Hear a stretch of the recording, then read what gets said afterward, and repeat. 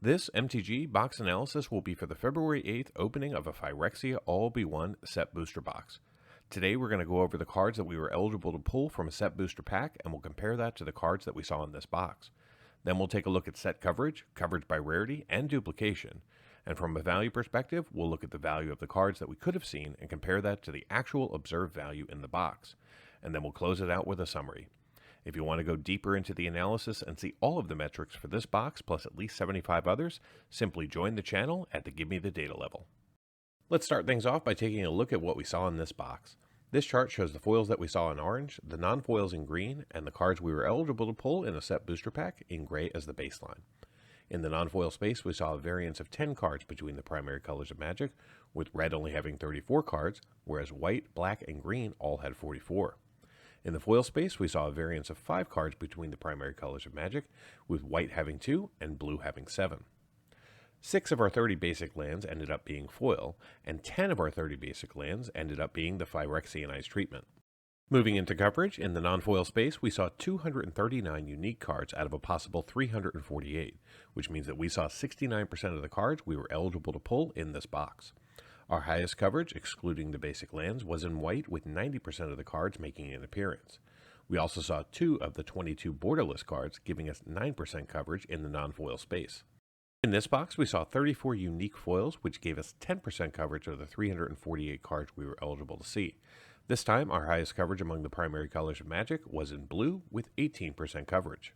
Pivoting to coverage by rarity, in the non-foil space, we saw 100% of the commons and uncommons in this box, and this has only ever happened to me once before.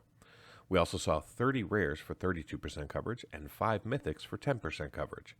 In the foil space, we saw 11% of the commons, 16% of the uncommons, 2 rares for 2% coverage, and a single mythic also for 2% coverage. In total, this box contained 32 rares and 6 mythics from the main set. However, both of our commander cards were also rares, so that brings our grand total up to 34 rares. But wait, there's more. 3 of our list hits were also rares, which means that this box contained a grand total of 37 rares and 6 mythics in 30 packs. From a duplication perspective, we saw 70 cards repeated 85 times, which gave us a duplication rate of 24%.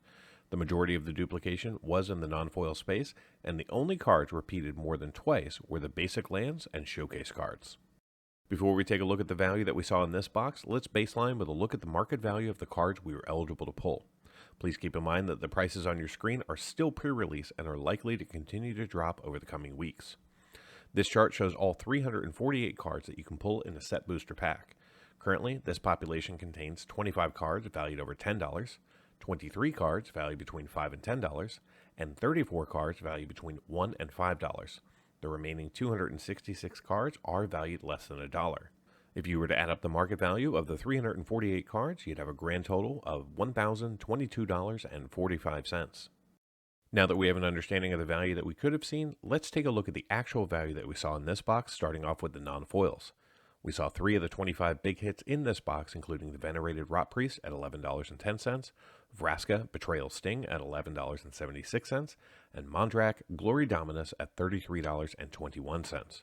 We also saw 5 of the 23 cards valued between $5 and $10, and 15 of the 34 cards valued between $1 and $5. The remaining 299 non-foils in the box from the main set were all valued less than $1. In the foil space, we only saw 1 big hit, and that was the Showcase Phyrexian Obliterator, valued at $13.92. The only other foil valued over $1 was the Phyrexianized Plains. So how did this box perform? Well, I purchased this box from a third-party seller on Amazon called MTG Biz for $130.16. The current market price for this box is $130.75, which is pretty strong this close to release date. Today's set booster box contained 30 packs with 12 cards each, allowing us to see a total of 360 cards.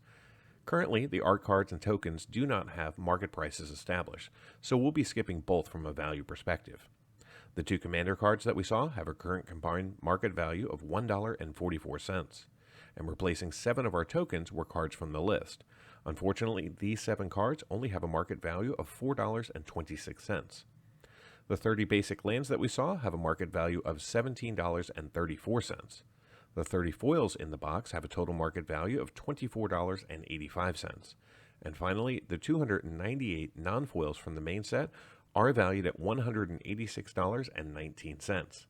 This brings the grand total for this box up to $234.08, again using pre-release prices. This means that for now, this box is a gain of $103.92 and a return of 180% of my purchase price. Now, for those of you interested in cards valued just over $2, the numbers look like this. In total, we saw 15 cards valued over $2 in this box, and they have a current combined market value of $128.74, which means that those 15 cards represent 55% of the current box value, and their value is pretty close to what I paid for the box. Stay tuned to the channel for more Phyrexia All-Will-Be-One box openings and more MTG Box Analysis. Until next time, do something amazing.